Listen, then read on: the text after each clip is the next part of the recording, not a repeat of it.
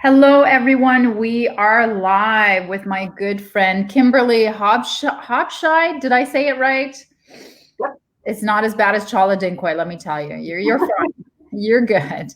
And welcome to, and I don't know, can you see the used banners to summarize? Like, hopefully the live can't see that. Yeah, I'm hoping that. Yeah, hi. There you go. Here you go. All right, much better, much better. We're both learning. We're both learning.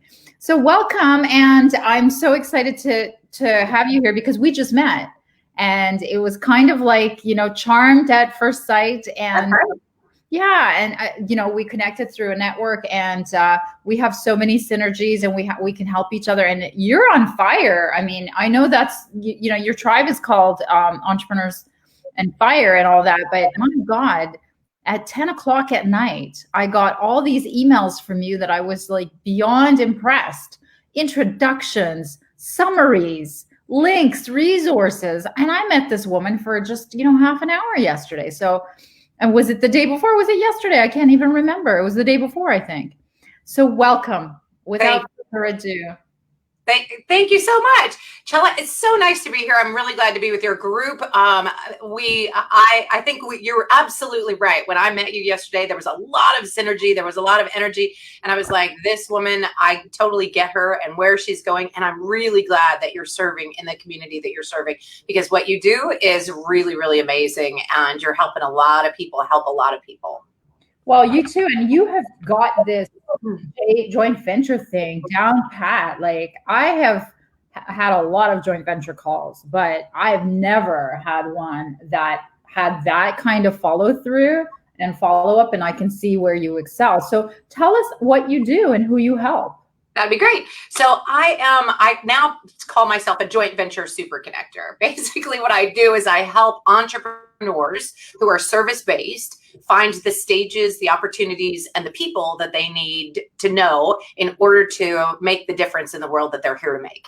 And that is my passion. So I was not always an entrepreneur. I spent 17 years in corporate. I say that 16 of them were good and then not so much, right? And then I left and became an entrepreneur full time. I was very fortunate in that I had some businesses on the side and I knew what entrepreneurship was about. My family did entrepreneurship.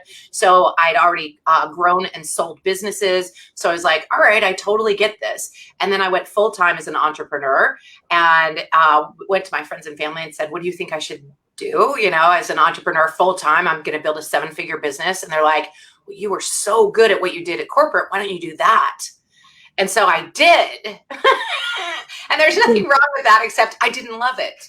And I woke up about 18 months later and I had a 7-figure business. And I turned around and I was like, wow, I totally just built my own jail cell doing what I didn't want to do. And now I have employees and invoices and clients and people that are depending on me, right? And it's my baby that I built and I don't want to do it. Wow. It's a huge realization. And at that point, my son came to me. He was 15 and a half and he was going into summer and he's like, I'm too young to get a summer job and I kind of want to start a business. How can we do that? And I said, sure, you're never too young or too old to be an entrepreneur. Let's do that, right? So I helped him build this business, and the secret sauce was all relationships. It's how do you build a relationship? How do you get a relationship going? How do you serve them so that they'll serve you, not in a gross way, but in a really good, positive way, right? And that's really how we built the business. And it went gangbusters. And it was actually a little audiobook business. He wanted to narrate audiobooks for kids. Wow. We had so much business we couldn't handle it. We had to hire other narrators. We actually taught a class to a local adult school on how to become an audiobook narrator because we needed a narrator. Like, it was totally out of hand. And the whole reason was because we'd built relationship and started building relationship with authors, publishers, people who were like, yes, I want this service, right? And that really was joint venturing. And I didn't really know I didn't really call it that until I started working with entrepreneurs. And they're like, you're spectacular at joint venturing. And I'm like, what do you mean? and really it's all about relationships and showing up in a way where you will go first, right? Like I'm going to come serve. When we met, I was like, what do you need? How can I get you your thing? And it doesn't mean, I didn't say, like I'd like to buy your stuff or mail out for you or anything like that most people think of joint ventures. I just wanted to learn about you. What do you need? Do you need guests for your show? Do you need to be introduced to somebody else that I know? Do you need to write a book? Do you need to get a podcast going? How can I serve you? How can I connect you with the right people or stages or opportunities to make sure your business flourishes, because I love what you do and I want you to do it in a bigger way, because the world will be better if you do. Frankly, that's true for you. The world will be better if you show up in a big way. And, luckily, a lot of entrepreneurs get that, but there are one or two that still just want to take, and they don't understand. They just don't get it. And they demand even more. Yeah. Without giving anything. They just want. Or they take and they don't, like if someone comes to your house and you make this amazing meal and they, say how great it is and thank you so much for it. And they never invite you over, and you never hear from them again. And that's just, that's not the way it's done. And it gets noticed and it goes nowhere. So you do it. You've taken it to a level that I haven't seen. So congratulations. That is awesome. I think it's all a little bit of a testing ground, right? Like, let's do one thing and see what happens and see how the follow through is. And for me, I try not to hold grudges, although it just, they're supposed to shake out, right? So I will, there are people that I start playing with and I'm like, all right, great. I'm going to introduce you to people. And I do kind of in a big way, like you saw last time, right? Like you had 5 or 6 major introductions just in a personal email from me to the other person, introducing you personally about what I know about you, right?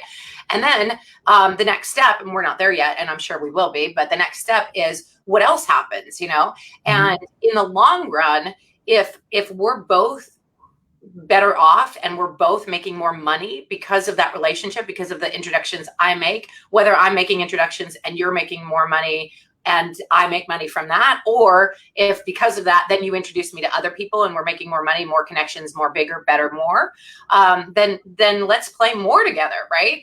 And it sort of evolves. And I think too many people jump into the first one and they're like, oh, I mailed for them and they didn't sell anything and they didn't do anything for me. And then they're like, I'm done with joint venturing. That's like dating one guy and being like, I'm out, I'm never, right? Yeah, no, and it's so critical to choose the right joint venture partners, because I've been burned and I was new to this. I'm a baby, right? And the way that I've been burned is because I have a very, very, very high quality list, and where I've, joint ventured with people who didn't have a similar list, mine is now diluted. Yeah. So now I don't know, like I have to segment it when I'm doing my stuff, and they're pretty much, useless to me. So yeah, it's very important to do what you're doing properly and in a way that's going to bring you positive ROI. Yeah. So, go ahead. Oh, I was just going to say that I'm going to give credit where credit is due. There's a gentleman by the name of Jay Fizzette who runs JVology, and I'm not affiliated with it at all, but I highly recommend it because first of all, I love Jay. He's great. I love the way he shows up in the world. And secondly, he has this saying that joint ventures is a game of I'll go first. I will go first, right? Mm-hmm. But that doesn't mean that you're going to mail out and destroy your list over them, right? Go first might just be, I know somebody that they need to know, and I'm going to introduce them. Or I'm going to do a Facebook Live and say, hey, I just met this amazing lady and here's what she does, and tag her in Facebook, right? Or, exactly. Or a podcast or radio show or something where it's not really, there's no damage to be done, right? And you don't have to just blatantly mail out for them. And if they're asking you to do that, there's something wrong with that relationship anyway. So that's my 2 cents is you don't necessarily jump right in, and everybody uses, now that I said date the guy, now everybody uses the analogy of you don't get married on the first date either, right? It's kind of that, right? Yeah, but testing the waters, you're like, are you fun to play with? Are you playing back? Or did we play once and you took your ball and went home? Like what happens with that, right? So if you go first and you offer to do whatever, something that's not, I'll mail my entire list for you. And then they reciprocate and the relationship builds. Well, then it's better for everybody. But he also says that it's a win-win-win. And I firmly believe that. It needs to be a win. Number one is your audience. Is it a win for your audience? If you put them in front of your audience, will your audience benefit from that? So if you put something in front of your audience that was for diet plans or something, I don't know, right? Would that really benefit your audience? And then secondly, right? And then secondly, will it benefit the joint venture partner? So that comes second. Like, are they going to benefit from getting in front of your audience in some way? And third, will it benefit you? And in that order, but necessarily all three. All three have to win. And if they would all win, then it's worth doing. Yeah, for sure. So I am so excited that you have signed up for my elevator pitches, B2B elevator pitches bootcamp. And I'm really interested because you meet so many businesses, Kimberly. I'm really excited to find out what you think I could create as bonus content. Oh, yeah. So one of the things that we really struggle with is answering the question, so what do you do? Whenever I go to a networking event, I am always, that's the question that comes up, right? So what do you do? And there's three answers that come back and they're terrible. One is, well, I do a lot of things. Well, I do a lot of things too, and we are no further in the conversation, right?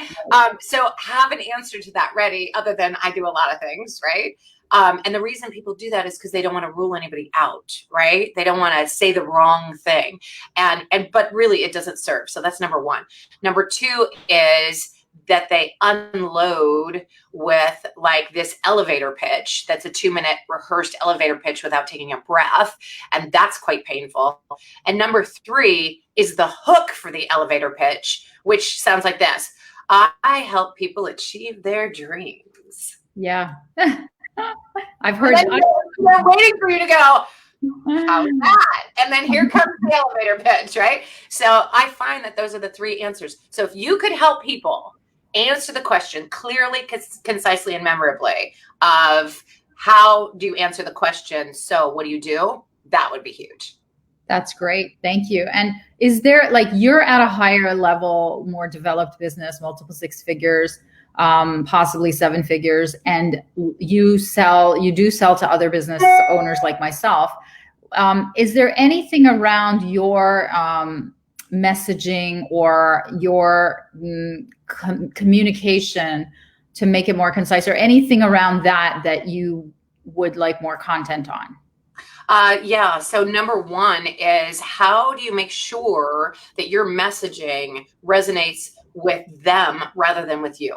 That's probably the biggest deal, because when audiences or when anybody is out there, they're like, I have this great stuff, and this stuff is going to solve their problem in a big way. Like if I'm selling to Pepsi and I know for sure, I don't know if I'm allowed to say that, and I know for sure that Pepsi is going to love this product or service that I have, right? And I'm all about the product or service because that's in my head. How do I make sure that I reverse that and stand in the shoes of the people who are going to buy, who are getting sold everything all day long? How do I do that? How do I stand in their shoes and be like, okay, this is what they want from their perspective, and how I can position myself as a natural next step for them? That I would love to know. That's great. That is great. So for everyone who has not yet registered, who's in the group and watching this, or anywhere else, if you're watching us, please go to repositioner.com/bootcamp. We start on July the 13th, and it's going to go until the 21st. You're going to have me in your home live every night at 8:00, except the weekend. We have earlier hours on the weekend. And now I want to ask you, I'm going to turn mine off and turn yours on. Oh, yeah. Wait. Yours. Give it to me again. So if anybody would like to join the community, I have a Facebook community, and you can find that at www.entrepreneursrocketfuel.com/Facebook. It's a community by entrepreneurs for entrepreneurs to help entrepreneurs and businesses get their business to the next level. So that, again, that's www.entrepreneursrocketfuel.com/Facebook. It's free to join. Super great community. You can put in your freebies. You can put in your upcoming events. You can offer help and ask for help. Great supportive community, because as entrepreneurs, especially service-based entrepreneurs, when we went out into the world, if you were like me, you left corporate that had an HR department and a marketing department, a sales department and a legal department, and now it's all you and you don't have your community, right? So this is the community designed to support entrepreneurs, and it's pretty fun and pretty awesome. That is great. Did I spell it right? Entrepreneursrocketfuel.com looks good to me. All right. Yep. It's a mouthful, so I wanted to make sure. I know. Hey, don't ever name your website anything that's hard to spell. Well, it has like long words. I know. Oh yeah, I made those mistakes before. Well, absolutely. Thank you so much. This was so much fun. Like a little tiny glimpse into who you are, and to introduce you to the rest of our B2B CEOs in the B2B CEO Society. And we're going to do this on your group. We're going to do this on entrepreneursrocketfuel.com/Facebook. We're going to do it there. So I can't wait. Thank you so much, Kimberly. Pleasure being here. Thanks. All the best.